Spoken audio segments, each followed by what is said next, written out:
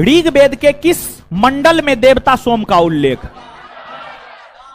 देखिए, भारत का जो सर्व प्राचीन धर्म ग्रंथ है वह वेद है।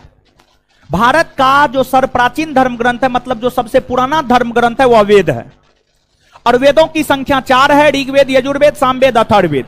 तो जो वेदों की संख्या 4 है, उसी में से एक ऋग्वेद है। तो आपसे पूछा जाता भारत का सर्व प्राचीन धर्म ग्रंथ क्या है, तो क्या कहिएगा? वेद। वेद। क्या कहिएगा? वेद। क्या कहिएगा?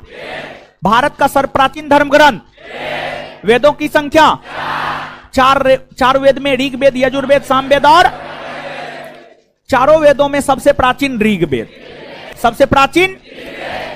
अब देखिए, ऋग्वेद में टोटल 10 मंडल है। ऋग्वेद में टोटल कितना मंडल है? 10 मंडल। ऋग्वेद में टोटल कितना मंडल? ऋग्वेद में 10 मंडल, 1028 सूक्त और लगभग 11,000 ऋचा। ऋग्वेद में 10 मंडल, 1028 सूक्त और लगभग 11,000 ऋचा। ऋग्वेद में कितना मंडल? इसके बाद ऋग्वेद के 10 मंडलों में के संदर्भ में प्रश्न पूछा जा रहा है कि ऋग्वेद के किस मंडल में सोम देवता का उल्लेख है। सोम देवता कहिए या वनस्पति देवता कहिए, सोम देवता या वनस्पति देवता का उल्लेख ऋग्वेद के 9वें मंडल में है। कौन मंडल में है? 9वें मंडल। 9वें मंडल में है, अर्थात इस प्रश्न का जो उत्तर हो जाएगा आपको क्या हो जाएगा? नमा मंडल। नमा मंडल अर्थात सी हो जाएगा। अब ऑप्शन में देखिए, तीसरा मंडल है, 8वां मंडल है, 10वां मंडल है।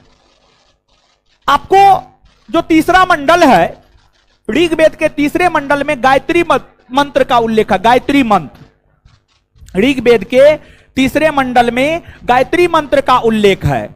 और जो गायत्री मंत्र है, गायत्री मंत्र की रचना विश्वामित्र ने किया है। किसने किया है? विश्वामित्र ने। विश्वामित्र ने गायत्री मंत्र की रचना किया है। और विश्व के शक्तिशाली मंत्रों में गायत्री मंत्र का उल्लेख आता है।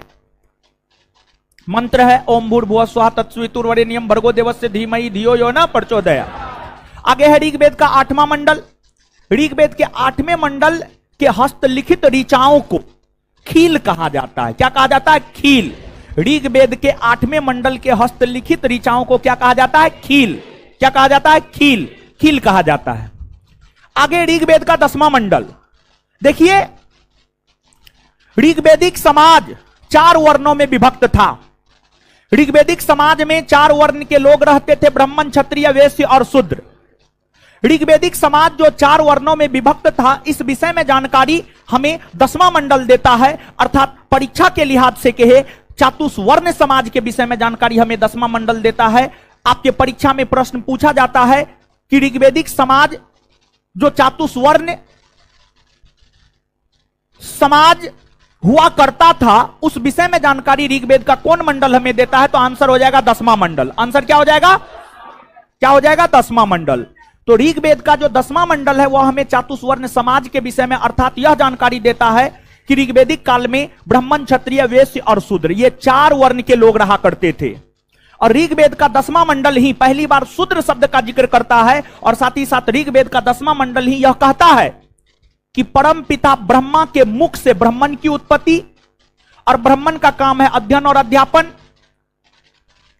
और भुजा से क्षत्रिय की उत्पत्ति, उसका काम है शासन प्रशासन, जांग से वैश्य की उत्पत्ति, उसका काम है कृषि और पशुपालन, और पैर से शूद्र की उत्पत्ति, और शूद्र का काम है ऊपर के तीनों वर्णों की सेवा करना। शूद्र का काम है ऊपर के तीनों वर्णों की सेवा करना। तो ऋग्वेद का जो 10वां मंडल है, ऋग्वेद का जो 10वां मंडल है वह हमें चातुर्वर्ण समाज, वह हमें ऋग्वेदिक काल में वर्ण व्यवस्था, वह हमें यह जानकारी देता है कि परमपिता ब्रह्मा के मुख से ब्राह्मण की उत्पत्ति, भुजा से क्षत्रिय, जांग से वैश्य और जो है आपको पैर से शूद्र की उत्पत्ति हुई है। क्लियर है ये बात क्लियर? तो याद करते जाइएगा। अभी बात दोबारा हम कभी क्लास में नहीं बताएंगे, पढ़ाने वक्त नहीं बताएंगे, ध्यान में रख लीजिएगा आप, ठीक है? जो टेस्ट में बताए बैच में ने, बैच में बताए टेस्ट में ने, मतलब दोनों चीज को एकदम सम्मिलित रूप से याद करते हुए जाना है, ठीक है। गायत्री मंत्र का उल्लेख ऋग्वेद के किस मंडल में? गायत्री मंत्र का उल्लेख किस मंडल में? गायत्री मंत्र की रचना किसने किया? किसने किया है? ऋग्वेदिक समाज 4 वर्णों में विभक्त था, यह जानकारी कौन देता है? कौन देता है? क्लियर है ये बात? पहली बार शूद्र शब्द की चर्चा कौन मंडल में? कौन मंडल में? कौन मंडल में? 10वां मंडल में। बात समझ में आया? क्लियर है? चलिए, ऑनलाइन चल ना रहा है जी, कोई दिक्कत नहीं ना? हाँ, नेक्स्ट। जैन धर्म के 23वें तीर्थकर कौन थे? देखिए, जैन धर्म में टोटल 24 तीर्थकर हुआ, अर्थात 24 पथ प्रदर्शक हुआ, अर्थात 24 मार्गदर्शक हुआ या 24 गुरु हुए। उसमें 23वें के विषय में पूछा जा रहा है। 23वें तीर्थकर हुआ करते थे पार्श्वनाथ। कौन हुआ करते थे? पार्श्वनाथ। पार्श्वनाथ। और देखिए, जो पार्श्वनाथ था, पार्श्वनाथ का संबंध अयोध्या से रहा है। कहां से रहा है? अयोध्या से पार्श्वनाथ, सॉरी नहीं, गलत बोल दिए, सॉरी गलत बोल दिए। पार्श्वनाथ का संबंध काशी से रहा है। कहां से रहा है? काशी। कहां से रहा है? काशी। काशी से पार्श्वनाथ का संबंध रहा है। और देखिए,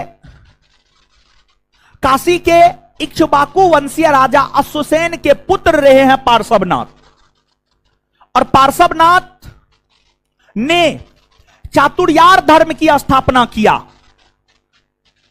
पार्श्वनाथ ने अपने अनुयायियों को कहा, सत्य, अहिंसा, अस्तेय और परिग्रह का पालन कीजिए। इसी को चातुर्यार धर्म कहा गया। और इस चातुर्यार धर्म में ब्रह्मचर्य शब्द को महावीर स्वामी ने जोड़ा था, जो कि जैन धर्म का 24वां एवं अंतिम तीर्थकर हुआ। जो कि जैन धर्म का 24वां एवं अंतिम तीर्थकर हुआ। वही जो आपको ऋषभदेव है, ऋषभदेव जैन धर्म के प्रथम तीर्थकर, और इनका संबंध रहा है अयोध्या से। इनका संबंध रहा है अयोध्या से। और अरिष्टी नेमी ये जैन धर्म के 22वें तीर्थ कर रहे हैं। ये जैन धर्म के 22वें तीर्थ कर रहे हैं। और कहा जाता है 24 तीर्थकरों में से 2 तीर्थकरों की चर्चा ऋग्वेद में देखने को मिलती है। और 24 तीर्थकरों में से जो 2 तीर्थकर की चर्चा ऋग्वेद में देखने को मिलती है, उसका नाम है ऋषभदेव और अरिष्टी नेमी। ऋषभदेव और अरिष्टी नेमी।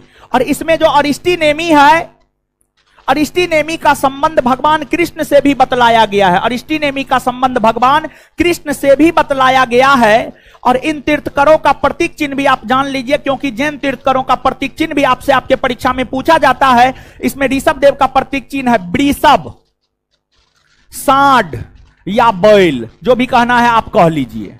वृषभ कहिए, सांड कहिए या बैल कहिए, सब एक बात है। अरिष्टी नेमी का प्रतीक चिन्ह है शंख। शंख, अरे इसका संबंध भगवान कृष्ण से है। कृष्ण क्या फूकते थे? शंखे ना फूकते थे जी। हाँ, पार्श्वनाथ का संबंध सर्प से है। पार्श्वनाथ का प्रतीक चिन्ह सर्प है, अर्थात सांप है। क्या है? सर्प अर्थात सांप है। और महावीर का प्रतीक चिन्ह सिंह है। क्या है? सिंह है। सिंह है। क्लियर है? तो आप बता दीजिए।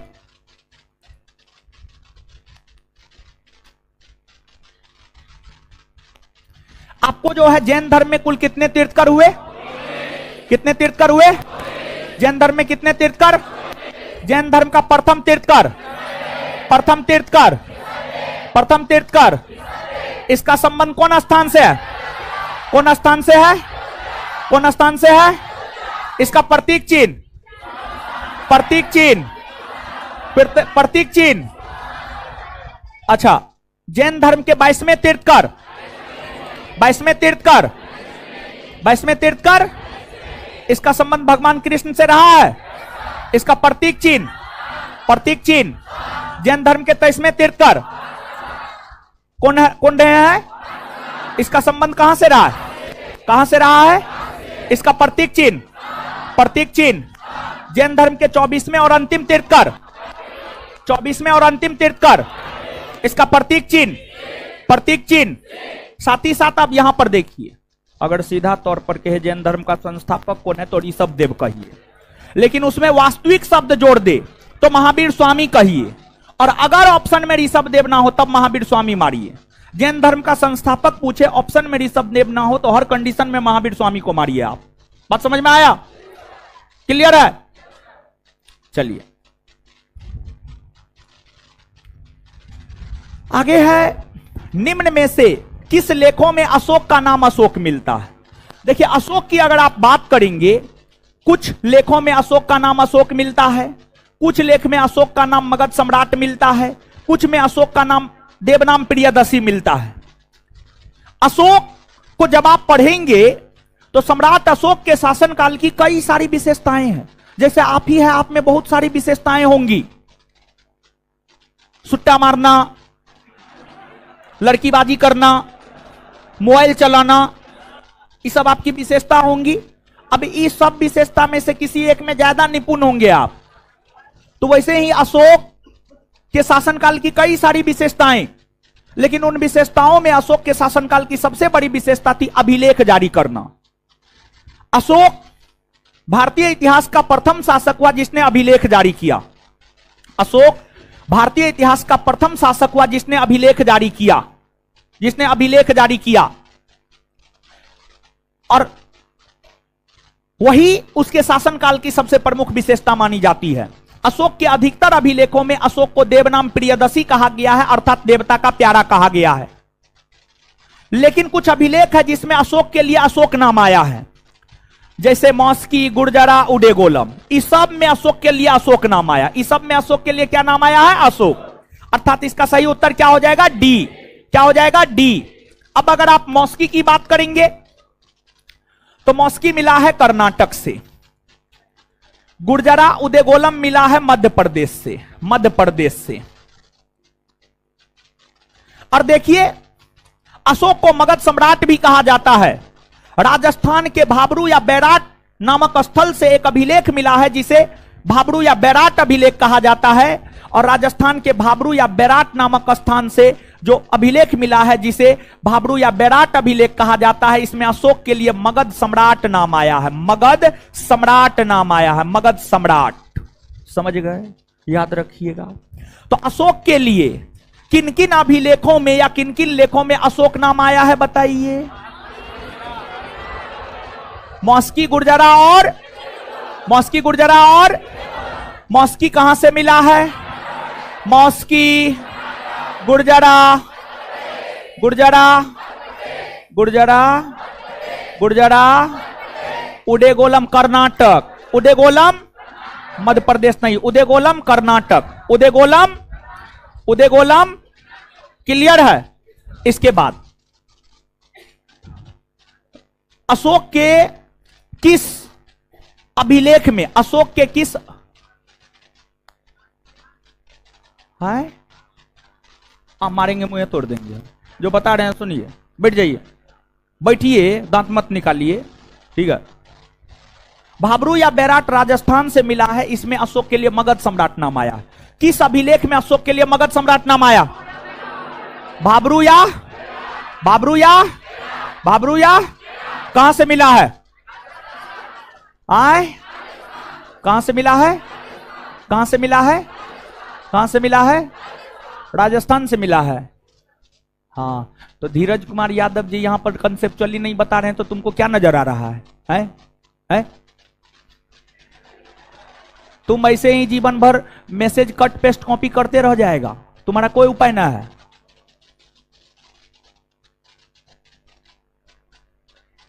क्लास पीपीटी अपलोड नहीं होगा,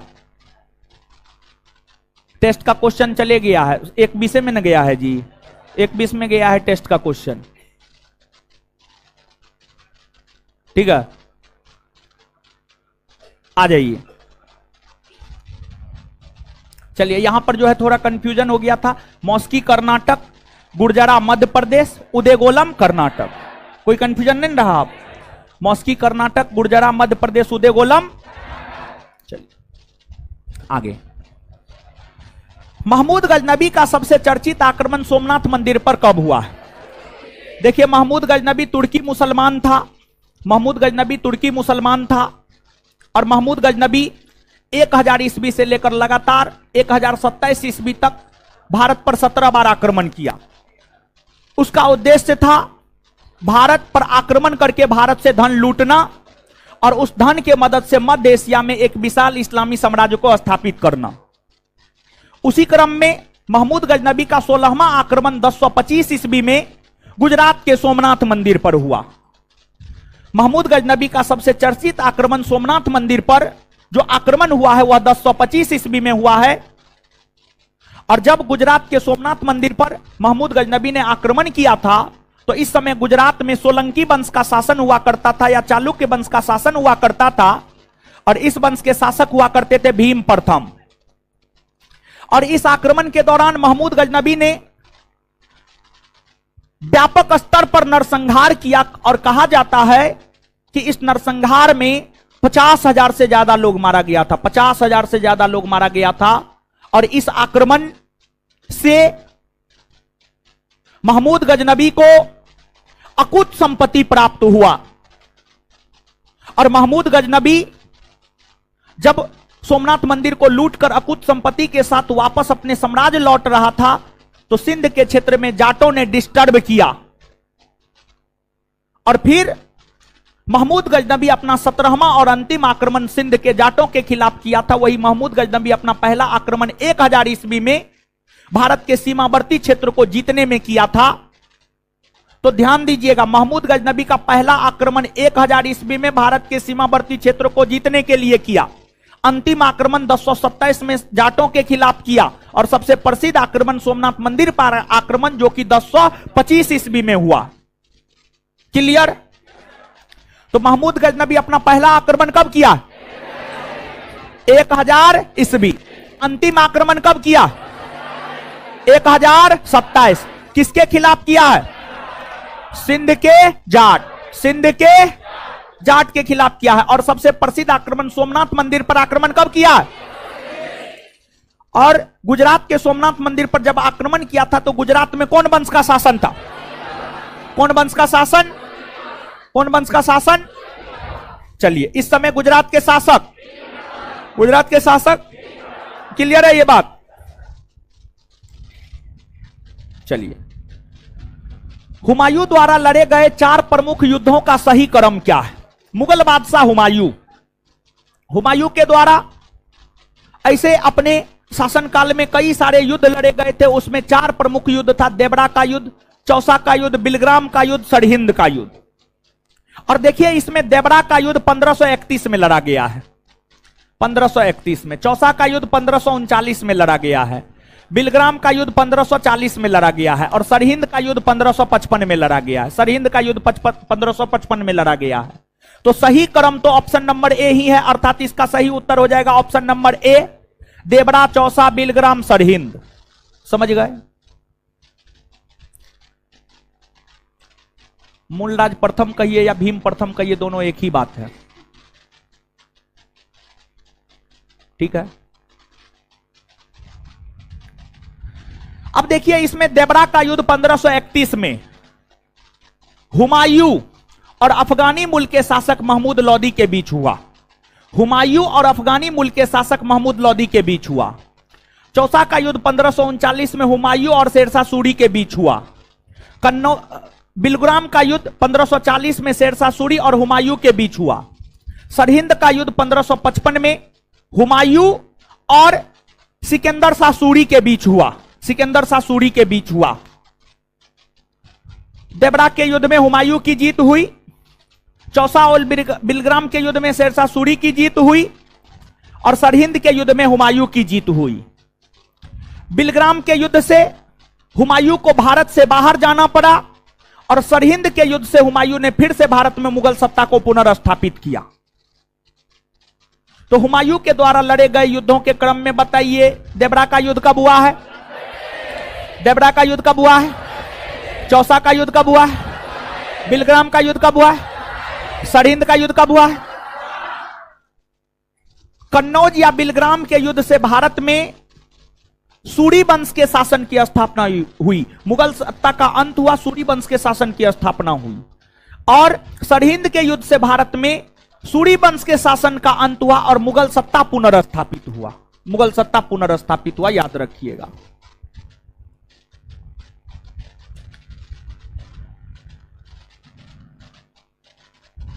राजस्व के निम्न दिए गए किन व्यवस्था के तहत सरकार और किसान के बीच कोई बिचौलिया वर्ग नहीं था?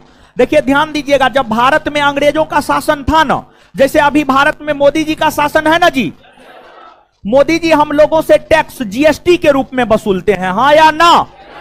मोदी जी वर्तमान में हम लोगों से टैक्स जीएसटी के रूप में वसूलते हैं। उसी प्रकार से जब अंग्रेजों का शासन हुआ करता था 1947 से पहले, तो अंग्रेज भारत से टैक्स 3 रूप में वसूलता था, 3 तरीका से वसूलता था। महलबारी, अस्थाई बंदोबस्त, रैयतबारी।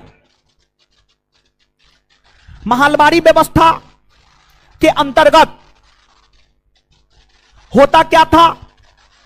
गांव, टोला या मोहल्ला का जो मुखिया होता था, गांव, टोला या मोहल्ला का मुखिया किसान से कर वसूलता था और अंग्रेजी कंपनी के राजकोष में जमा कर देता था। अर्थात किसान और अंग्रेजी कंपनी के बीच बिचौलिया के तौर पर काम करता था गांव, टोला या मोहल्ला का मुखिया, इसमें बिचौलिया होता था। और महलबारी व्यवस्था के जनक हॉल्ट मैकेंजी को माना जाता है और यह व्यवस्था उत्तरी भारत में लागू था। भारत के कुल क्षेत्रफल के लगभग 30% भूभाग पर लागू था। यह व्यवस्था पंजाब, दिल्ली, उत्तर प्रदेश के क्षेत्र में लागू था। अस्थाई बंदोबस्त। अस्थाई बंदोबस्त में कर की वसूली जमींदार करता था। जमींदार किसानों से कर वसूलता था और अंग्रेजी कंपनी के राजकोष में जमा करता था। अर्थात अस्थाई बंदोबस्त के अंतर्गत किसान और अंग्रेजी कंपनी के बीच बिचौलिया के तौर पर काम जमींदार करता था। यही कारण है कि अस्थाई बंदोबस्त को जमींदारी प्रथा भी कहा जाता है। और अस्थाई बंदोबस्त या जमींदारी प्रथा 1793 ईस्वी में लॉर्ड कॉर्नवालिस के द्वारा लागू किया गया था। फिर आपको रैयतबारी व्यवस्था है। रैयत का अर्थ किसान होता है। रैयतबारी व्यवस्था भू राजस्व की ऐसी व्यवस्था थी जिसमें किसान और अंग्रेजी कंपनी के राजकोष के बीच कोई बिचौलिया नहीं होता था, बल्कि सीधे तौर पर किसान अंग्रेजी कंपनी के राजकोष में जाकर भू राजस्व जमा कर दिया करता था। अर्थात रैयतबारी व्यवस्था भू राजस्व वसूली की एक ऐसी व्यवस्था थी जिसमें अंग्रेजी कंपनी का राजकोष और किसान के बीच कोई बिचौलिया नहीं हुआ करता था। और रैयतबारी व्यवस्था का जनक टॉमस मुंडो और कैप्टन रीड को माना जाता है। और दक्षिणी भारत में यह लागू था। संपूर्ण ब्रिटिश भारत के 51% भूभाग पर रैयतबारी बंदोबस्त लागू था। संपूर्ण ब्रिटिश भारत के 51% भूभाग पर रैयतबारी बंदोबस्त लागू था। बताइए आंसर क्या होगा? रैयतबारी होगा। तो किन व्यवस्था के तहत सरकार और किसान के बीच कोई बिचौलिया वर्ग नहीं था? रैयत बारी।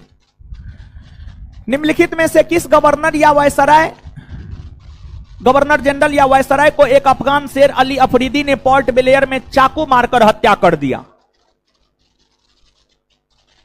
Lord Mayo. Lord Mayo. Lord Mayo. Lord Mayo. देखिए लॉर्ड मेयो की अगर आप बात करेंगे तो Lord Mayo as a viceroy के पद पर रहा है 1869 से 1872। एक बार ये पोर्ट ब्लेयर में जेल है। कौन जेल है पता है? वहां पर काला पानी की सजा जिसको दी जाती थी ना, वहां पर भेजा जाता था उसको। पोर्ट ब्लेयर सेलुलर जेल है। कौन जेल है? Cellular jail. तो वहां पर भेजा जाता था काला पानी का सजा दे करके। तो वहां पर कैदी सब रहता था, कुख्यात अपराधी सब रहता था। तो एक बार पोर्ट ब्लेयर के सेलुलर जेल की यात्रा पर गया हुआ था लॉर्ड मेयो 1872 में, और भ्रमण कर रहा था, जेल में भ्रमण कर रहा था। शाम का टाइम था, अंधेरा था। एगो कुख्यात अपराधी था शेर अली अफगान। वो मौका का फायदा उठाया, चाकू मार दिया, मर गया लॉर्ड मेयो। लॉर्ड मेयो मर गया। लॉर्ड मेयो एक ऐसे भारतीय वायसराय है जिनको उनके शासनकाल के दौरान ही मार दिया गया। लॉर्ड मेयो एक ऐसे भारतीय वायसराय है जो जब वायसराय के पद पर थे उसी समय उनको चाकू मार दिया गया था। याद रखिएगा, लॉर्ड मेयो के समय में ही पहली बार 1872 में जनगणना हुआ था और लॉर्ड मेयो ने राजस्थान के अजमेर में मेयो कॉलेज की स्थापना किया था। यह सब बात भी आप याद रखिएगा। तो कौन ऐसे भारतीय वायसराय हुए जिनको उनके कार्यकाल के दौरान ही चाकू गोदकर मार दिया गया? लॉर्ड। पहली बार जनगणना किसके समय हुई? और पहली बार जनगणना हुई 1872 में। कब हुई? 1800। पहली बार जनगणना कब हुई है? 1872। पहली बार जनगणना कब हुई है? 1800। किसके समय हुई है? किसके समय? क्लियर।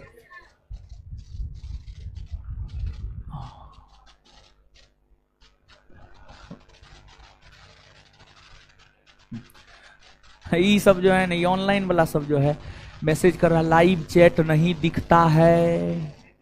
लाइव चैट देखने के लिए ही लाइव हुआ है। राकेश कुमार, आपको हम दिखाएंगे, आप चिंता मत कीजिए। आप आ जाइए मेरे पास, आपको लाइव चैट भी दिखाएंगे। देखिए हम लाइव चैट देख रहे हैं ना, आप आइए मेरे पास, हम आपको दिखा देंगे। इस क्वेश्चन का आंसर आप लोग को देना। क्या होगा? हमको बताना होगा, नहीं ना? चलिए बहुत बढ़िया, याद रख ले। अच्छा एगो बात बताइए, 1857 के विद्रोह को सिपाही विद्रोह किसने कहा? सिपाही विद्रोह किसने कहा? सर जॉन लॉरेंस और जेम्स ऑटरम डब्ल्यू टेलर। क्या कहा? ये दोनों कहा कि यह हिंदू और मुसलमानों का अंग्रेजों के खिलाफ एक षड्यंत्र है। हिंदू और मुसलमानों का अंग्रेजों के खिलाफ एक षड्यंत्र है। ये बात कौन कहा है? जेम्स ऑटरम और डब्ल्यू। और किसने कहा है? यह सभ्यता और बर्बरता के बीच का युद्ध है। सभ्यता और बर्बरता के बीच का युद्ध है। क्लियर। महाराष्ट्र से एक क्रांतिकारी पत्रिका काल का संपादन किसने किया था? देखिए ध्यान दीजिएगा, भारत जब गुलाम था तो गुलामी से आजादी दिलाने को लेकर स्वतंत्रता आंदोलन हो रहा था और उस स्वतंत्रता आंदोलन के क्रम में क्रांतिकारियों का उदय हुआ था और क्रांतिकारी आंदोलन को उभारने का श्रेय बाल गंगाधर तिलक को जाता है, उसके पत्र केसरी को जाता है, मराठा को जाता है, फिर परांजपे के पत्र काल को जाता है। यह सब क्रांतिकारी आंदोलन को प्रचारित और प्रसारित करने का काम किया था। महाराष्ट्र में क्रांतिकारी पत्रिका काल का संपादन किसने किया था? तो काल का संपादन किया था परांजपे ने। किसने किया था? परांजपे। काल का संपादन किसने किया? काल का संपादन। अब देखिए, एगो पत्रिका था युगांतर। युगांतर पत्रिका निकाला था बारेंद्र कुमार घोष और भूपेंद्र नाथ दत्त। युगांतर पत्रिका किसने निकाला? बारेंद्र कुमार घोष और भूपेंद्र नाथ। युगांतर पत्रिका किसने निकाला? बारेंद्र कुमार घोष और भूपेंद्र नाथ। क्लियर। याद हुआ?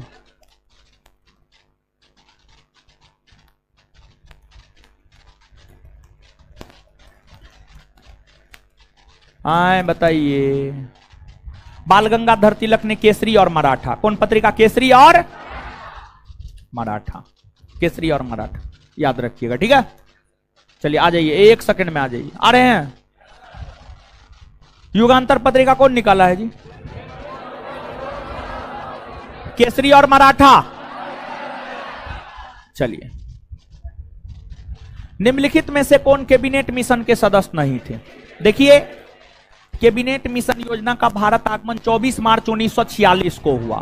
कैबिनेट मिशन योजना का भारत आगमन 24 मार्च 1946 को हुआ। कैबिनेट मिशन योजना में टोटल 3 सदस्य था। याद रखने का ट्रिक है काल। के से क्रिप्स, ए से अलेक्जेंडर और एल से लॉरेंस। देखिए स्टेफर्ड क्रिप्स जो है वाणिज्य विभाग का प्रधान था, स्टेफर्ड क्रिप्स वाणिज्य विभाग का प्रधान था। एबी अलेक्जेंडर नौसेना था और पेंथिक लॉरेंस भारत सचिव के पद पर था। और इन तीनों पद में जो है सबसे बड़ा पद था भारत सचिव का पद। वाणिज्य विभाग के प्रधान, नौसेना के अध्यक्ष और भारत सचिव के पद में से, तीनों पद में से सबसे बड़ा पद था भारत सचिव का पद। इसलिए कैबिनेट मिशन योजना की अध्यक्षता की अगर हम लोग बात करें तो कैबिनेट मिशन योजना का अध्यक्षता जो है आपको पेंथिक लॉरेंस ने किया, पेंथिक लॉरेंस ने किया। और कैबिनेट मिशन योजना के सिफारिश पर ही संविधान सभा का गठन हुआ, जिस संविधान सभा ने भारत के लिए संविधान का निर्माण किया। कैबिनेट मिशन योजना के सिफारिश पर ही संविधान सभा का गठन हुआ, जिस संविधान सभा ने भारत के लिए संविधान का निर्माण किया। ये तीनों सदस्य था कैबिनेट मिशन योजना का। कौन सदस्य कैबिनेट मिशन योजना का नहीं था? तो आपको क्लीमेंट एटली नहीं था, अर्थात इस प्रश्न का उत्तर हो जाएगा क्लीमेंट एटली। और देखिए क्लीमेंट एटली ब्रिटेन के प्रधानमंत्री हुआ करते थे। जब कैबिनेट मिशन योजना का भारत आगमन हुआ था तो उस समय वे ब्रिटेन के प्रधानमंत्री हुआ करते थे, ब्रिटेन के प्रधानमंत्री हुआ करते थे। और जब भारत आजाद हुआ था तो उस समय में भी ब्रिटेन के प्रधानमंत्री जो है आपको क्लीमेंट एटली ही हुआ करते थे, क्लीमेंट एटली ही हुआ करते थे। आशीष रंजन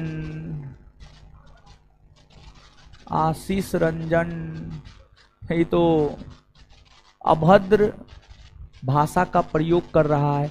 ये आशीष रंजन को देख करके जो है इसका जो है देखिए कितना हरामी है ये, ठीक है।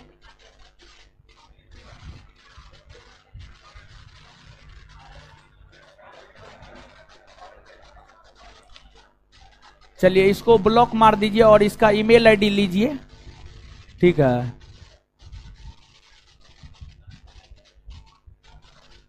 हाँ आशीष रंजन अपने में जो है किसी को इधर उधर कर रहा है,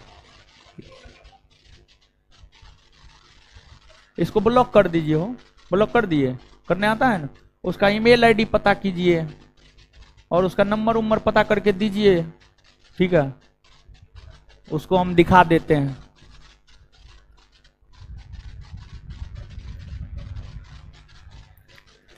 चलिए याद रखिएगा ये सब बात। बताइए कैबिनेट मिशन योजना का भारत आगमन कब हुआ है? कब हुआ है? कैबिनेट मिशन योजना का भारत आगमन कब हुआ है? इसमें कितने सदस्य? कितने सदस्य? याद रखने का ट्रिक क्या है? के से, ए से, एल से। कैबिनेट मिशन योजना की अध्यक्षता किसने किया था? पेंथिक लॉरेंस। कैबिनेट मिशन योजना की अध्यक्षता किसने किया था? किसने किया था? किसने किया था? चलिए आगे आ जाइए। असत्य मिलान का चयन करें, मतलब जो गलत है उसको चुनिए, जो गलत है उसको चुनिए, समझ गए? जो गलत है उसको चुनिए। इंडियन लीग शिशिर कुमार घोष सही है।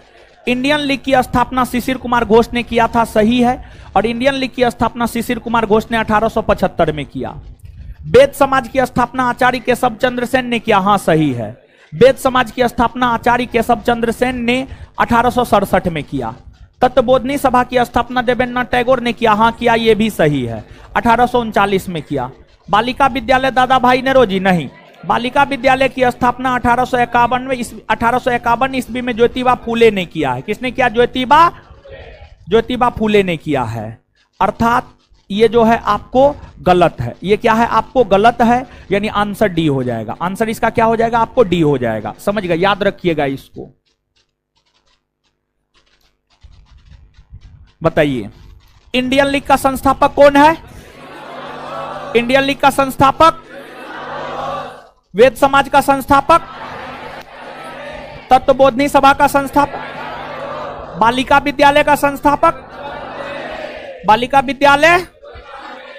चलिए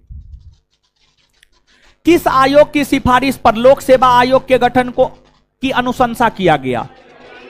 लोक सेवा आयोग का गठन 1926 ईस्वी में ली आयोग के सिफारिश पर हुआ है। ली आयोग का गठन 1923 में हुआ था और ली आयोग ने अपनी सिफारिश जो है ली आयोग ने अपनी सिफारिश जो है 1924 ईस्वी में किया, और ली आयोग के सिफारिश पर ही जो है आपको लोक सेवा आयोग का गठन 1926 ईस्वी में हुआ। समझ गए, ली आयोग का गठन 1926 ईस्वी में हुआ, तो याद रखिएगा। तो बताइए लोक सेवा आयोग का गठन कब हुआ है जी? लोक सेवा आयोग का गठन कब हुआ है? कौन आयोग के सिफारिश? कौन आयोग के सिफारिश पर? देखिए इसमें बटलर समिति है, इसका गठन 1927। साइमन आयोग है, इसका गठन 1927। क्रिप्स आयोग है, इसका गठन 1942। समझ गए। तो बटलर समिति का गठन कब हुआ है? 1900। बटलर समिति का गठन कब हुआ? साइमन आयोग का गठन कब हुआ? क्रिप्स आयोग का गठन कब हुआ? 1942। ये जो है विश्व इतिहास का क्वेश्चन है, विश्व इतिहास से संबंधित साहित्य का क्वेश्चन है, पूछा जाता है। निम्न में से किसकी डेकामेरॉन प्रसिद्ध पुस्तक है? यानी डेकामेरॉन नामक पुस्तक की रचना किसने किया है, यह आपसे पूछा जा रहा है। तो जो डेकामेरॉन नामक पुस्तक है यह बोकेसियो के द्वारा लिखा गया, बोकेसियो के द्वारा लिखा गया है। इसमें देखिए बिहार दरोगा एक बार पूछा था यूटोपिया के लेखक कौन है? यूटोपिया पुस्तक के लेखक कौन है? यूटोपिया पुस्तक के लेखक टॉमस मूर है। और इसके बाद इरास्मस की अगर आप बात करेंगे, द प्रेज ऑफ फॉली नामक पुस्तक की रचना इरास्मस ने किया। और पेट्रॉक की अगर बात की जाए तो मानववाद विचारधारा का संस्थापक पेट्रॉक को माना जाता। मानववाद एक प्रकार का विचारधारा है जिस विचारधारा में सर्वोच्च स्थान मानव को प्राप्त होता है। जिस विचारधारा में सर्वोच्च स्थान जो है मानव को प्राप्त होता है, उसी को मानववाद विचारधारा कहा जाता है। समझ गए? चलिए तो याद रखिएगा, समझ गए। तो बता दीजिए डेकामेरॉन किस साहित्यकार की प्रसिद्ध पुस्तक है? डेकामेरॉन किसकी रचना है? डेकामेरॉन किसकी रचना है? मानववाद का संस्थापक द प्रेज ऑफ फॉली नामक पुस्तक किसने लिखा? द प्रेज ऑफ फॉली नामक पुस्तक, the praise of folly. Utopia किसकी रचना है? यूटोपिया किसकी रचना है? बिहार दरोगा 2213 प्रीलिम्स पहला सिटिंग का पूछा हुआ है। बिहार दरोगा 2213 प्रीलिम्स पहला सिटिंग का पूछा हुआ है। यूटोपिया के लेखक कौन है? टॉमस। प्रथम विश्व युद्ध में निम्न में कौन सा देश मित्र राष्ट्र में शामिल नहीं था? देखिए प्रथम विश्व युद्ध 1914 से 1918 के बीच चला था, और प्रथम विश्व युद्ध के दौरान पूरा का पूरा विश्व दो भाग में बट गया था। और पूरा का पूरा विश्व जो दो भाग में बट गया था, एक आपको मित्र राष्ट्र था और दूसरा आपको धूरी राष्ट्र था। एक आपको मित्र राष्ट्र था और दूसरा आपको धूरी राष्ट्र। अगर आप मित्र राष्ट्र की बात करेंगे तो मित्र राष्ट्र में ब्रिटेन था, ब्रिटेन या इंग्लैंड कहिए, दोनों एक ही बात है। ब्रिटेन या इंग्लैंड था, फिर यूएसए यानी अमेरिका था, फिर रूस था, फिर आपको फ्रांस था, फिर आपको जापान था। ये सब आपको मित्र राष्ट्र में था। और वही धुरी राष्ट्र की बात करें तो धुरी राष्ट्र में जर्मनी था, ऑस्ट्रिया था, ऑस्ट्रिया के बाद हंगरी था, हंगरी के बाद इटली था, इटली के बाद तुर्की था। ये सब देश धुरी राष्ट्र में था। और इस विश्व युद्ध में जीत मित्र राष्ट्र की हुई है। और प्रथम विश्व युद्ध में मित्र राष्ट्र के तरफ से नेतृत्व ब्रिटेन या इंग्लैंड कर रहा था, वही धुरी राष्ट्र के तरफ से नेतृत्व जर्मनी कर रहा था। कहने का मतलब यह हुआ कि प्रथम विश्व युद्ध में कौन सा देश मित्र राष्ट्र में शामिल नहीं था? तो जर्मनी नहीं था, जर्मनी धुरी राष्ट्र में शामिल था। और जर्मनी धुरी राष्ट्र का जो है प्रतिनिधित्व कर रहा था, नेतृत्व कर रहा था। नेक्स्ट, विश्व ग्लोब का निर्माता किसे कहा जाता है? विश्व ग्लोब का निर्माता मार्टिन बेहम। समझ गए? इसको याद कर लीजिए। विश्व ग्लोब का निर्माता किसे कहा जाता? विश्व ग्लोब का निर्माता, विश्व मानचित्र का सर्वप्रथम निर्माण एनेक्जीमेंडर ने किया था। विश्व मानचित्र का सर्वप्रथम निर्माण किसने किया? एनेक्जीमेंडर। विश्व मानचित्र का सर्वप्रथम निर्माण किसने किया? एनेक्जिमेंडर। भूगोल का जनक किसे कहा जाता है? हिकेटियस। भूगोल का जनक हिकेटियस। आगे, शनि ग्रह का सबसे बड़ा उपग्रह कौन है? शनि ग्रह का सबसे बड़ा उपग्रह है टाइटन। कौन है? टाइटन। टाइटन। और देखिए गैनीमेड की अगर आप बात करेंगे तो बृहस्पति का सबसे बड़ा उपग्रह है। बृहस्पति का सबसे बड़ा उपग्रह गैनीमेड है। और गैनीमेड बृहस्पति का सबसे बड़ा उपग्रह तो है, ये है, साथ ही साथ गैनीमेड जो है पूरे सौरमंडल में सबसे बड़ा उपग्रह है। पूरे सौरमंडल में सबसे बड़ा उपग्रह जो है आपको गैनीमेड है। पूरे सौरमंडल में सबसे बड़ा उपग्रह कौन है? गैनीमेड है। टाइटेनिया अरुण का उपग्रह है और ट्राइटन बरून का उपग्रह है।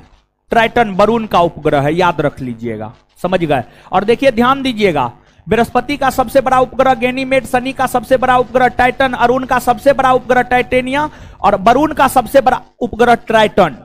क्लियर है? याद रखिएगा। तो बता दीजिए, बृहस्पति का सबसे बड़ा उपग्रह, बृहस्पति का सबसे बड़ा उपग्रह, शनि का सबसे बड़ा उपग्रह, अरुण का सबसे बड़ा उपग्रह, अरुण का सबसे बड़ा उपग्रह, बरून का सबसे बड़ा उपग्रह, बरून का सबसे बड़ा उपग्रह। निम्न में कौन सा हिमालय काली एवं तीस्ता नदियों के मध्य पाया जाता है? देखिए ध्यान दीजिएगा, सिंधु और सतलज नदी के बीच जो हिमालय है, सिंधु और सतलज नदी के बीच जो हिमालय है पंजाब हिमालय। सतलज और काली नदी के बीच जो हिमालय है कुमायूं हिमालय। और काली और तीस्ता नदी के बीच जो हिमालय है नेपाल हिमालय। और तीस्ता और दिहांग, तीस्ता और दिहांग नदी के बीच जो हिमालय है असम हिमालय। समझ गए? तो काली और तीस्ता पूछा जा रहा है, आंसर क्या हो जाएगा? नेपाल हिमालय। आंसर हो जाएगा नेपाल हिमालय। समझ गए?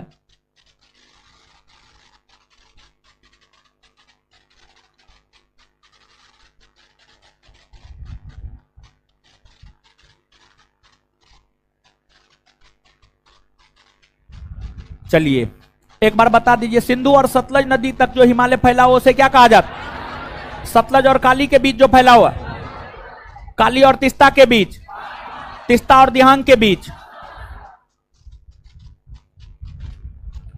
निम्न में से कौन सा दर्रा मुंबई एवं पुणे के बीच स्थित है? मुंबई और पुणे के बीच स्थित है आपको भोरघाट दर्रा। भोरघाट दर्रा मुंबई और पुणे के बीच स्थित है। वही थालघाट दर्रा की बात करेंगे तो यह मुंबई को नासिक से जोड़ता है, मुंबई को नासिक से जोड़ता है।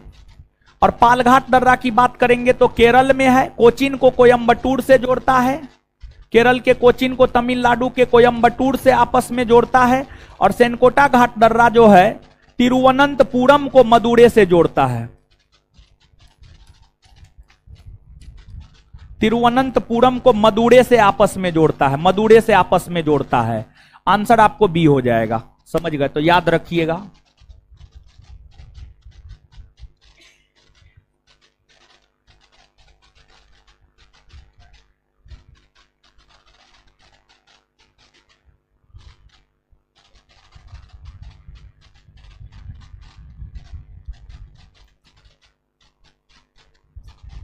आगे, भारत का सबसे दक्षिणी बिंदु कौन है? देखिए भारत की अगर आप बात करेंगे तो भारत का सबसे दक्षिणी बिंदु है इंदिरा पॉइंट। वही भारत का सबसे उत्तरी बिंदु इंदिरा कॉल, सबसे पश्चिमी बिंदु सरक्रीक और सबसे पूर्वी बिंदु किबुथु। सबसे पूर्वी बिंदु किबुथु।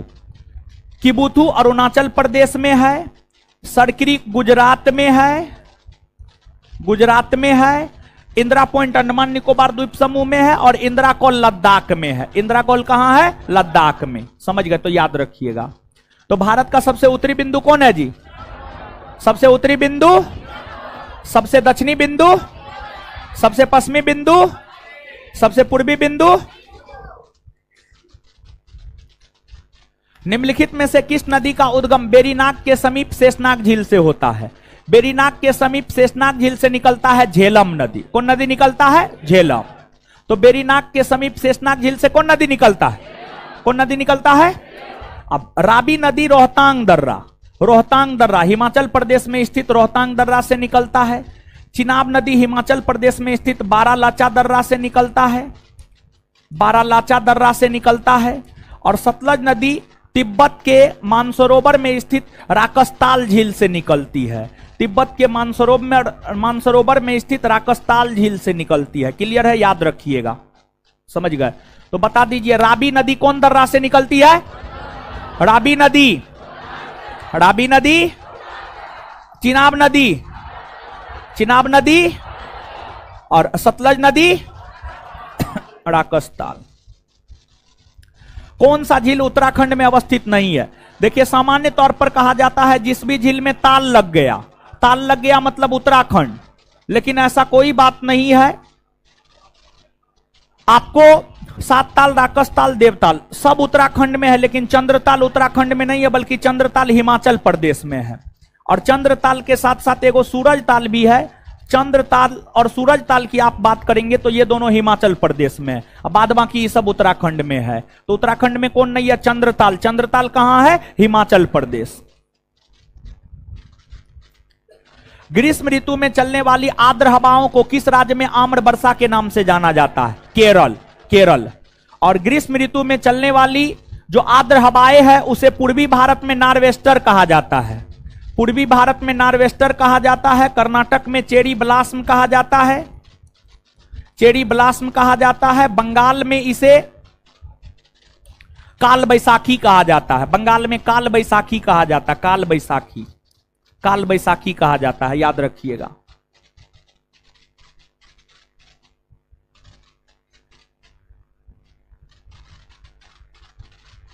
चलिए तो एक बार बता दीजिए ग्रीष्म ऋतु में चलने वाली आर्द्र हवाओं को पूर्वी भारत में क्या कहते हैं?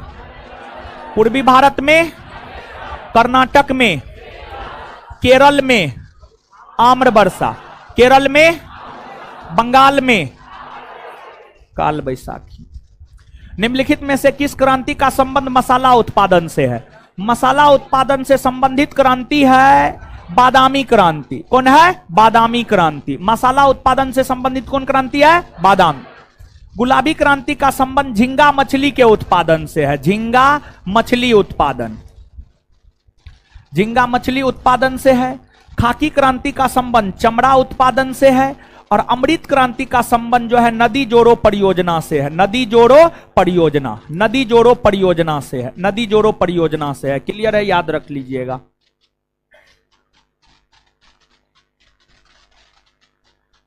आगे आ जाइए, बता दीजिए झींगा मछली के उत्पादन से कौन सी क्रांति संबंध? कौन सी क्रांति? चमड़ा उत्पादन से कौन सी क्रांति? चमड़ा उत्पादन। नदी जोड़ो परियोजना, नदी जोड़ो परियोजना। चलिए, निम्न में से किस उद्योग को विकास उद्योग के नाम से जाना जाता है? मोटर गाड़ी उद्योग, मोटर गाड़ी उद्योग। किस उद्योग को विकास उद्योग के नाम से जाना जाता है?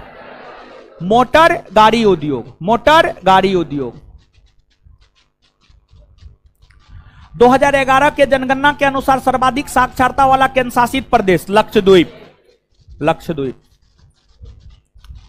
संयुक्त राष्ट्र पर्यावरण कार्यक्रम का मुख्यालय कहां है? नैरोबी में है। कहां है? नैरोबी में।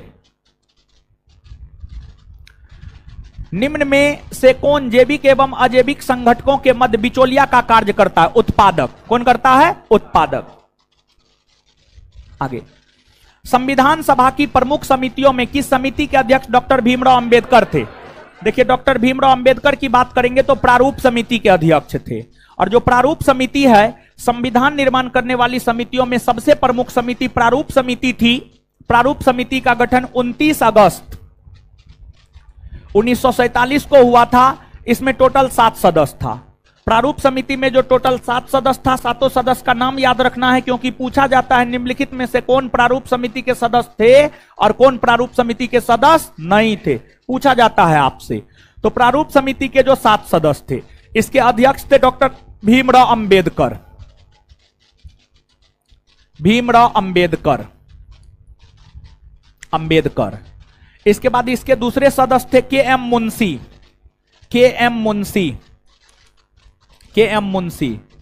इसके तीसरे सदस्य थे सर अल्लादी कृष्ण स्वामी अय्यर, कृष्ण स्वामी अय्यर, अय्यर।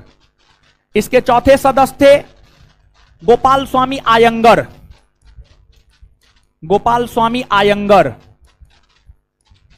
आयंगर।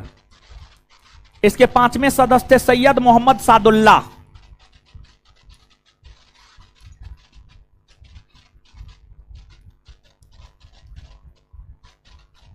सादुल्ला। इसके 6ठे सदस्य थे बीएल मित्रा के स्थान पर एन माधवराव, एन माधवराव। और डीपी खेतान के स्थान पर टीटी कृष्णामाचारी, टीटी कृष्णामाचारी, कृष्णामाचारी। यही प्रारूप समिति के 7 सदस्य थे। इसमें संचालन समिति है। अगर आप संचालन समिति की बात करेंगे तो संचालन समिति के अध्यक्ष रहे हैं राजेंद्र प्रसाद, राजेंद्र प्रसाद। प्रांतीय संविधान समिति के अध्यक्ष सरदार पटेल, सरदार पटेल। और संघीय संविधान समिति के अध्यक्ष जो है आपको जवाहरलाल नेहरू, जवाहरलाल नेहरू, जवाहरलाल नेहरू। क्लियर है, याद रखिएगा।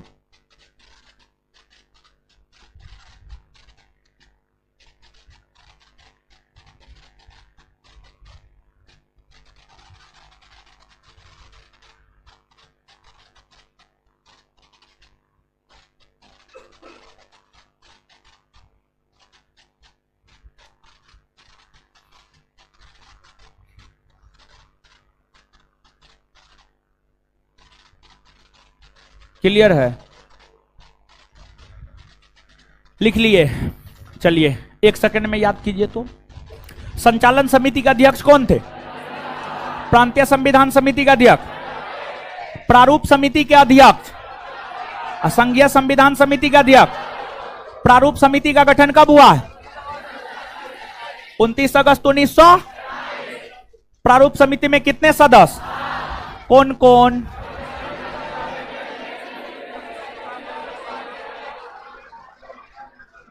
क्लियर है?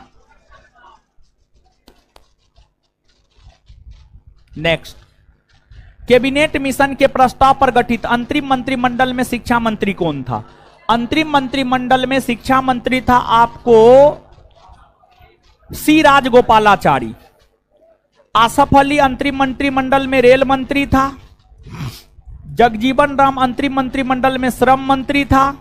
और राजेंद्र प्रसाद अंतरिम मंत्रिमंडल में खाद्य एवं कृषि मंत्री थे, खाद्य एवं कृषि मंत्री। समझ गए? सब आई है मुंह दिखाने के लिए। पता नहीं था कि 1 बजे से टेस्ट है। हाँ, नहीं पता था।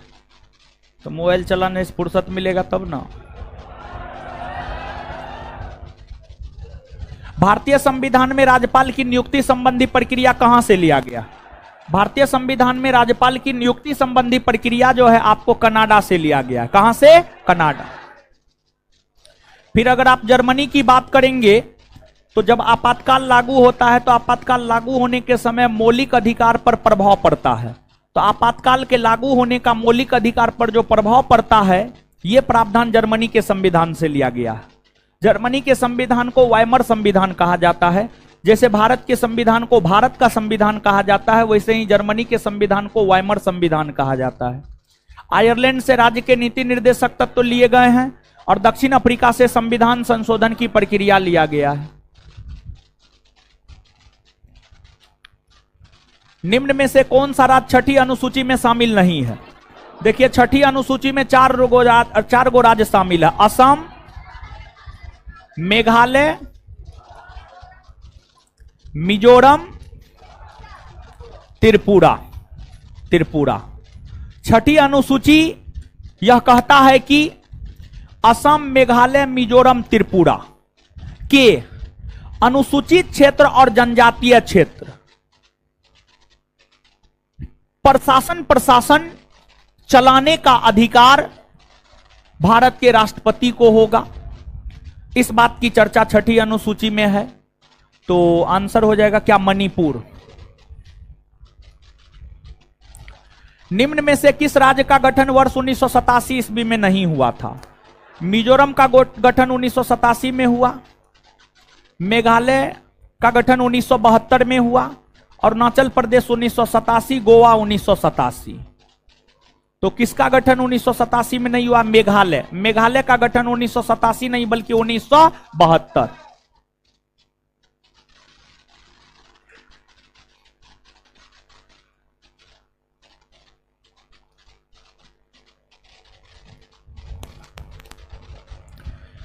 किस नागरिकता संशोधन अधिनियम के तहत माता के नागरिकता के आधार पर विदेश में जन्म लेने वाले को नागरिकता प्रदान करने का प्रावधान किया गया? 1992।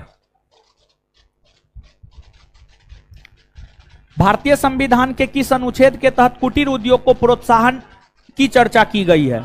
कुटीर उद्योग मतलब छोटे उद्योग को प्रोत्साहन देने संबंधी चर्चा अनुच्छेद 43 में की गई है। अनुच्छेद 43 समझ गए?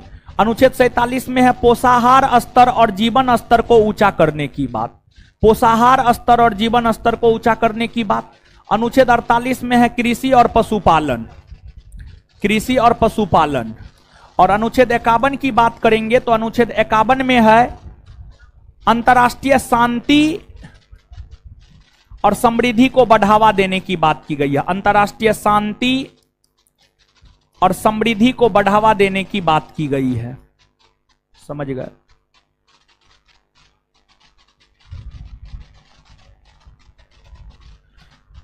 निम्नलिखित में से कौन 2 बार उपराष्ट्रपति एवं 1 बार राष्ट्रपति बने? 2 बार उपराष्ट्रपति और 1 बार राष्ट्रपति बने हैं डॉक्टर सर्वपल्ली राधाकृष्णन। डॉक्टर सर्वपल्ली राधाकृष्णन 1952 से 1957 तक उपराष्ट्रपति रहे, फिर 1957 से 1962 तक उपराष्ट्रपति रहे। ये उनका उपराष्ट्रपति का कार्यकाल है। ये उनका उपराष्ट्रपति का कार्यकाल है। और फिर ये 1962 में देश के राष्ट्रपति बने। 1962 से 1967 ईस्वी तक सर्वपल्ली राधाकृष्णन देश के राष्ट्रपति के पद पर रहे। तो सर्वपल्ली राधाकृष्णन जो है 2 बार उपराष्ट्रपति और 1 बार राष्ट्रपति बने हैं। और ये जो है आपको डॉक्टर सर्वपल्ली राधाकृष्णन की बात करेंगे तो दार्शनिक हुआ करते थे। ये दार्शनिक राष्ट्रपति हुए। राजेंद्र प्रसाद देश के प्रथम राष्ट्रपति बने हैं। लगातार 2 बार राष्ट्रपति बने हैं। सबसे ज्यादा वर्षों तक राष्ट्रपति के पद पर रहने का रिकॉर्ड राजेंद्र प्रसाद के नाम ही दर्ज है। नीलम संजीव रेड्डी एकमात्र ऐसे राष्ट्रपति हैं जो निर्विरोध राष्ट्रपति चुने गए हैं। प्रतिभा देवी सिंह पाटिल यह देश की प्रथम महिला राष्ट्रपति बनी है।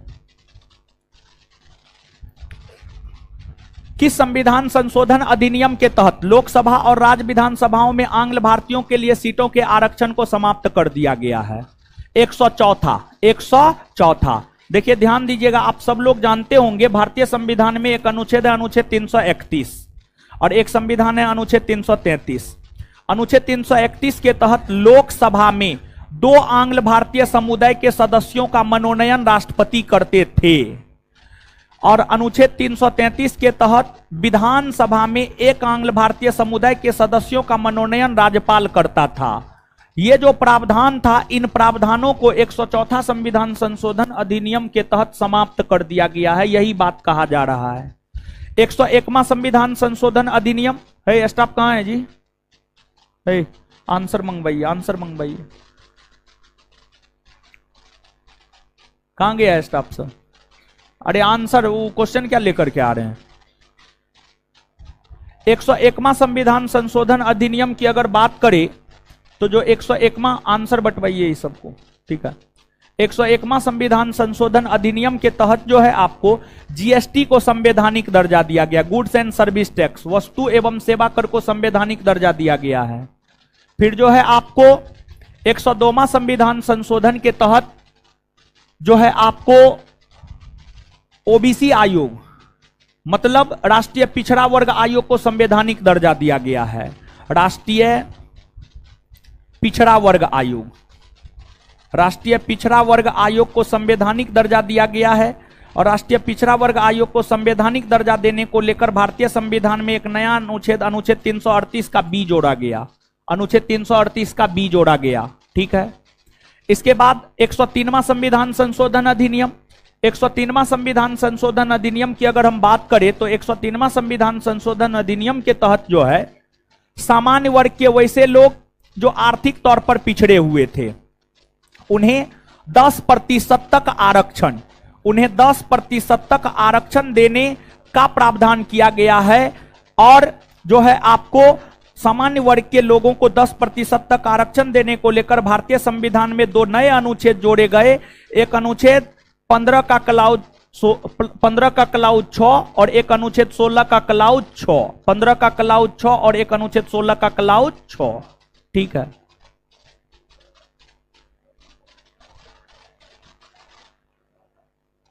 चलिए आ जाइए।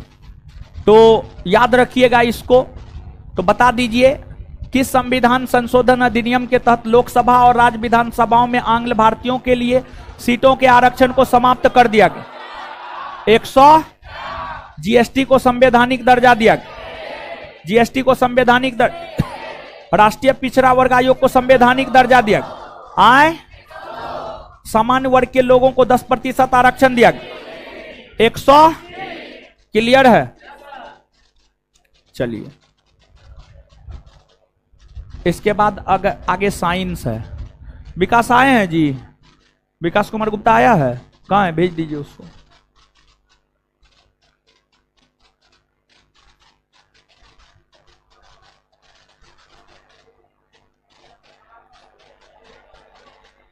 चलिए 4 बजे से आपका क्लास होगा, 4 बजे तक ही होगा।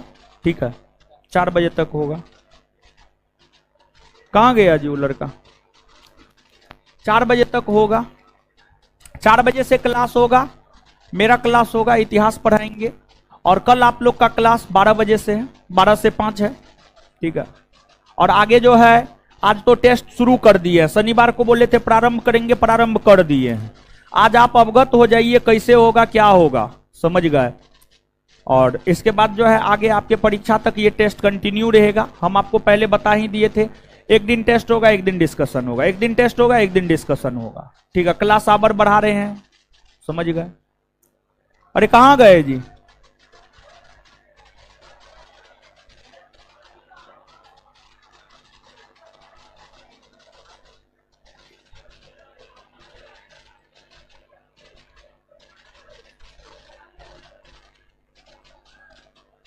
ठीक है, 4 बजे से अभी मेरा क्लास होगा।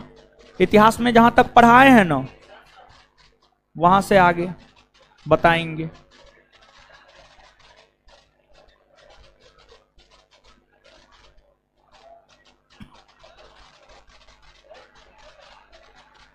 आ जाइए, हल्ला मत कीजिए आप लोग। आंसर मिल गया सबको?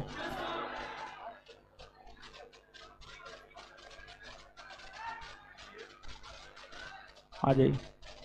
चलिए आगे जो है आपको साइंस का डिस्कशन विकास जी करवाएंगे।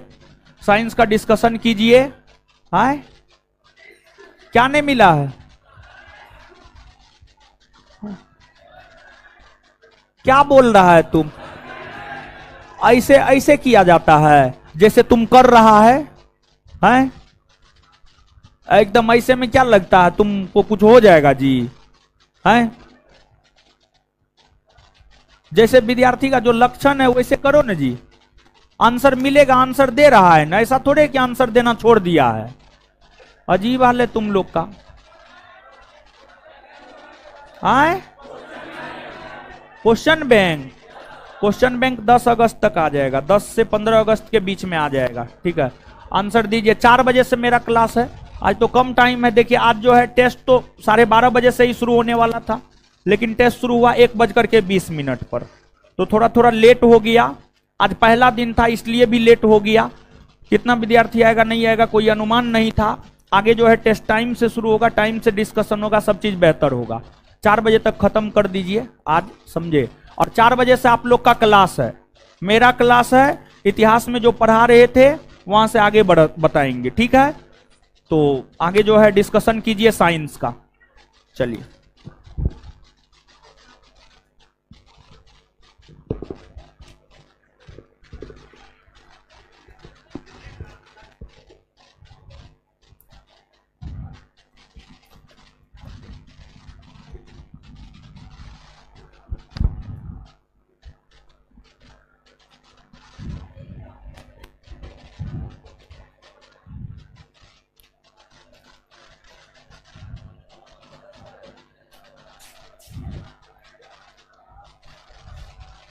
आइए हम लोग साइंस देखते हैं। आवाज पहुंच रहा है ठीक से?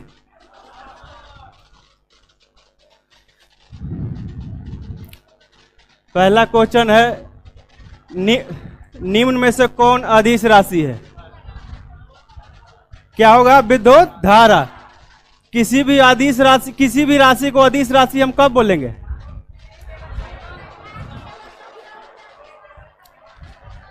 पहले सदिश राशि किसको किसको बोलेंगे? ठीक, जिसमें दिशा हो, परिमाण हो, और तीसरा याद रखेंगे जो त्रिभुज के जोड़ का नियम पालन करता हो, क्योंकि विद्युत धारा में द्रव्यमान, परिमाण और दिशा दोनों है।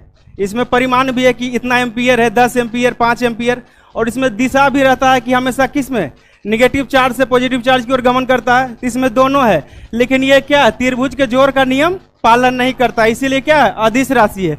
बाकी वेग, विस्थापन, त्वरण, बल, संवेग, आवेग, ये सब क्या होगा, सदिश राशि होगा। ठीक है, आगे बढ़ते। न्यूटन के गति के किस नियम द्वारा बल का व्यंजक प्राप्त होता है? किसके द्वारा पूछा? बल का व्यंजक। अच्छा, पहला द्वारा क्या होता है?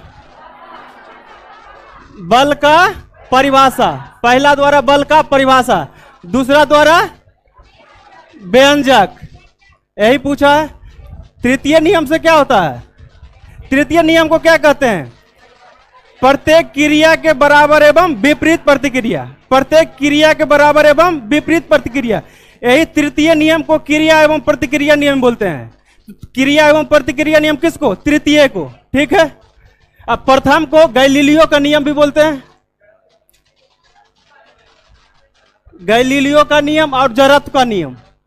ठीक है, तो प्रथम को गैलीलियो का नियम और जड़त्व का नियम बोलेंगे, और तीसरा को क्या बोलेंगे? क्रिया और प्रतिक्रिया का नियम। बल का परिभाषा किससे? प्रथम से। बल का परिभाषा प्रथम से, और बल का व्यंजक दूसरे से। बल का व्यंजक, बल का व्यंजक क्या होता है? Force is equal to mass into acceleration, है ना? तो दूसरा सो जाएगा आंसर। ठीक है, निम्न में से कौन शक्ति के मात्रक नहीं है? कौन होगा? शक्ति का मात्रक जब भी पूछे तो लास्ट में हम लोग क्या देखेंगे? वाट। लास्ट में क्या देखेंगे? वाट। अच्छा, एचपी में तो वाट नहीं है। हाँ, तो हॉर्स पावर किसका मात्रक है? शक्ति का, क्योंकि 1 हॉर्स पावर और कितना होता है? 746 वाट। मतलब इसमें भी वाट है, तो इसमें भी वाट है, इसमें भी। अब देखिए यहाँ पे क्या है, लास्ट में क्या लगा है? आवर लगा हुआ है। तो वाट के बाद अगर आवर, सेकेंड कुछ भी लगा हुआ तो किसका हो जाएगा? ऊर्जा का। किसका हो जाएगा? ऊर्जा का। और लास्ट में सिर्फ वाट रहे तो किसका होगा? शक्ति का। ध्यान रखेंगे, लास्ट में अगर सिर्फ वाट है तो शक्ति का, अगर वाट के बाद कुछ रहे, आवर, सेकेंड, मिनट, तो किसका होगा? ऊर्जा का। ठीक है, तो ऑप्शन क्या हो जाएगा? सी।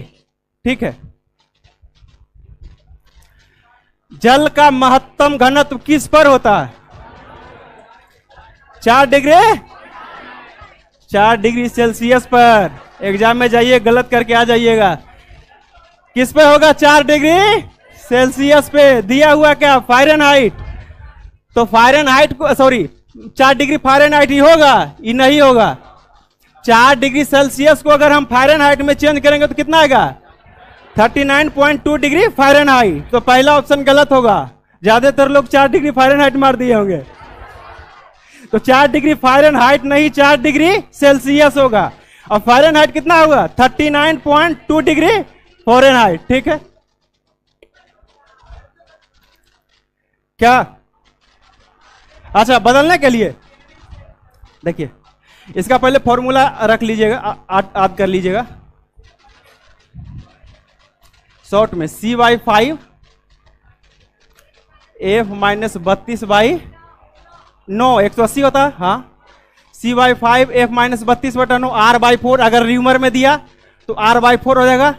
ये हो जाएगा K-273 एक मिनट, इधर दिख नहीं रहा, K-373/5।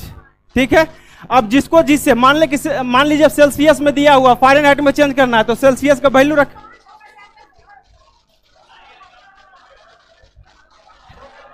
ठीक तो है, कहां गलती है? ठीक है, याद रखिएगा C/5 F minus 32/9 R/4 K minus 273 बटा 273, सॉरी K माइनस 273 बटा 5, क्योंकि सबको छोटा छोटा तोड़ दिए इसीलिए 273। ठीक है, C/5 F minus 32/9 R/4 K minus 273/5। अब जिसमें जिससे कन्वर्ट करने बोलेगा कर लीजिएगा। क्या दिक्कत है इसमें? निम्न में से कौन विद्युत चुंबकीय तरंग है? विद्युत चुंबकीय तरंग कौन हो जाएगा? गामा। विद्युत चुंबकीय तरंग में कौन कौन आता है? गामा, एक्स तरंग, अल्ट्रावायलेट तरंग, विजिबल तरंग होगा, इंफ्रारेड होगा, मैग्नेटिक होगा और रेडियो होगा। ठीक है, gamma, x, ultraviolet, visible, infrared, magnetic और रेडियो, ये सब क्या होगा? विद्युत चुंबकीय तरंग। इसके बाद कुछ भी पूछेगा तो क्या होगा? विद्युत चुंबकीय तरंग नहीं होगा। इसमें ऑप्शन कौन सा हो जाएगा? Option number C. इसके बाद अल्फा, बीटा, कैथोड, कैनाल, ये सब क्या होगा? विद्युत चुंबकीय तरंग नहीं होगा। ठीक है, अवतल दर्पण में अगर कोई वस्तु वक्रता केंद्र पर है तो उसका प्रतिबिंब कहां बनेगा? अब वक्रता केंद्र पे बनेगा। ठीक है, अवतल दर्पण में बना प्रतिबिंब कैसा होता है? वास्तविक और उल्टा, काल्पनिक और सीधा, दोनों तरह से बनता है। हर जगह वास्तविक और उल्टा रहेगा। अगर कोई वस्तु फोकस और ध्रुव के बीच है तो दर्पण के पीछे बनेगा, और काल्पनिक और सीधा बनेगा। ठीक है, तो दोनों बनेगा। तो यहां पूछ रहा है अगर वक्रता केंद्र पर है तो कहां बनेगा? वक्रता केंद्र पर। और अगर कोई फोकस पे रहेगा तो कहां बनेगा? अनंत पे। फोकस पे रहेगा तो अनंत पे, और उल्टा हो जाएगा। कोई अनंत पे है तो फोकस पे, फोकस पे है तो अनंत पे। और दर्पण के पीछे कब बनेगा? जब फोकस और ध्रुव के बीच होगा। दर्पण के पीछे और कैसा बनेगा? काल्पनिक और सीधा। काल्पनिक और सीधा, बाकी सब जगह वास्तविक और उल्टा। ठीक, जहां रुक रुक कर थोड़े समय के लिए विद्युत धारा की आवश्यकता होती है वहां किस प्रकार के सेल का प्रयोग किया जाता है? रुक रुक कर, डोरबेल बजाते हैं, हमेशा थोड़े बजाते हैं। उसको रुक रुक कर बजाता, कभी जो आया तो उसके बाद बजाएगा, फिर कुछ देर बाद जो आएगा बजाएगा। तो बोल रहा है कि जहां रुक रुक कर, वैसे यंत्र जहां पे उसका एनर्जी रुक रुक कर यूज किया जाता है तो वहां पे किस तरह के सेल का प्रयोग किया जाता है? तो लैक्लांसे सेल। किस तरह का सेल? लैक्लांसे सेल। सेल में वो पूछता है धन ध्रुव और ऋण ध्रुव, तो एनोड क्या हो जाएगा? एनोड होगा धन ध्रुव। क्या होगा? आइए बैटरी में चेंज हो जाता है, याद रखिएगा। तो एनोड क्या होगा? धन ध्रुव, और कैथोड ऋण ध्रुव। लैक्लांसे सेल, सूक्ष्म सेल और बाइक्रोमेट सेल का एनोड किसका बना होता है? कार्बन का। किसका? कार्बन का। और इसका बना किसका बना होता है? इसका जो एनोड बना होता है कॉपर का। डेनियल का एनोड किसका बना होता है? कॉपर का। लैक्लांसे, शुष्क और बाइक्रोमेट सेल का एनोड किसका बना होता है? कार्बन का। याद रखिएगा, पूछता जिस पदार्थ से विद्युत फ्यूज बने होते हैं इसका क्या गुण होना चाहिए? विद्युत फ्यूज का क्या गुण होना चाहिए? गलनांक क्या होगा? निम्न। कोई भी पदार्थ का गलनांक निम्न होगा तब न तुरंत गलेगा, तब न हमारे जो भी उपकरण होगा उसका सुरक्षा प्रदान करेगा। तो गलनांक क्या होगा? निम्न। प्रतिरोध क्या होगा? ऊंच प्रतिरोध होगा तो उसको जल्दी हीट करेगा तो जल्दी गलाएगा। तो विद्युत फ्यूज का क्या गुण होना चाहिए? गलनांक निम्न, प्रतिरोध उच्च। ठीक,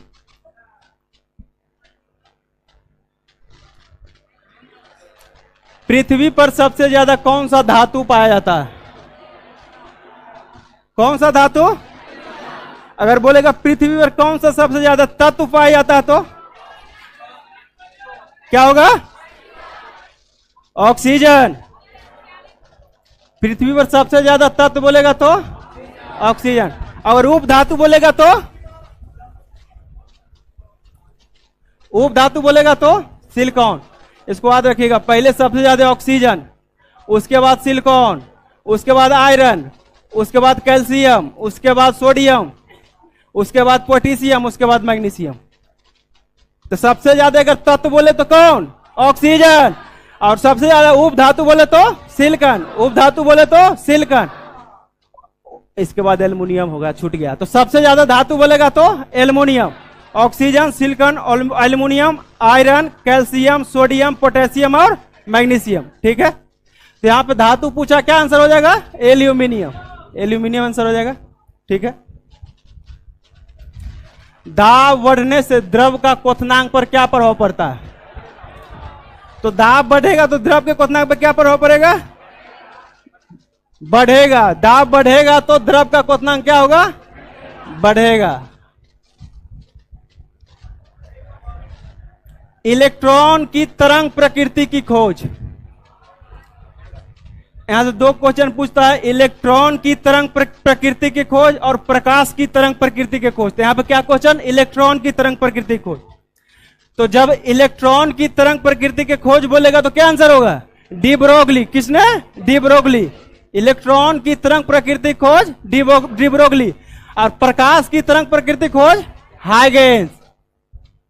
प्रकाश की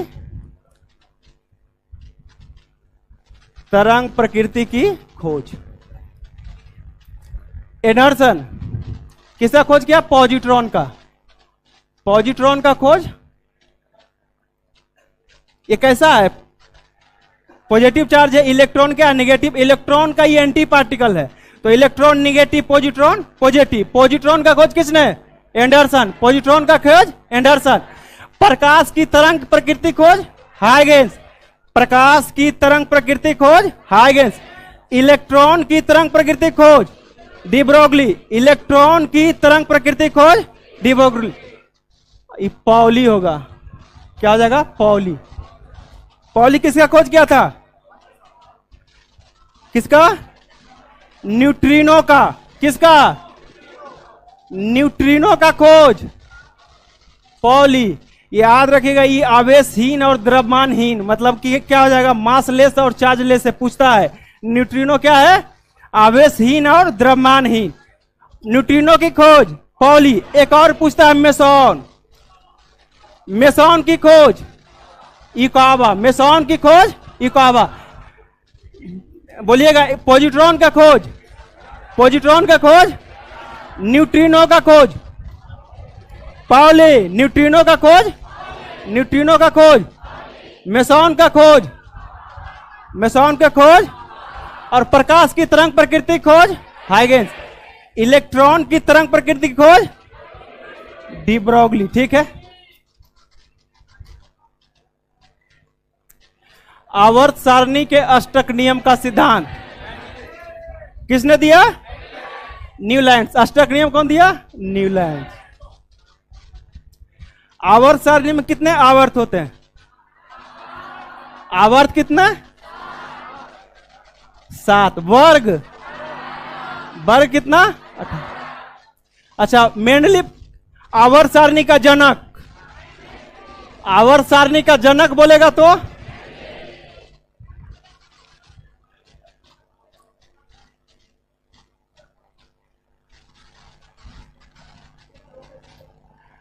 आवर्त सारणी का जनक मेंडलीव।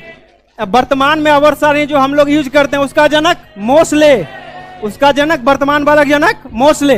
अच्छा, मेंडलीव का जो आवर्त सारणी था किस पे आधारित था? परमाणु द्रव्यमान।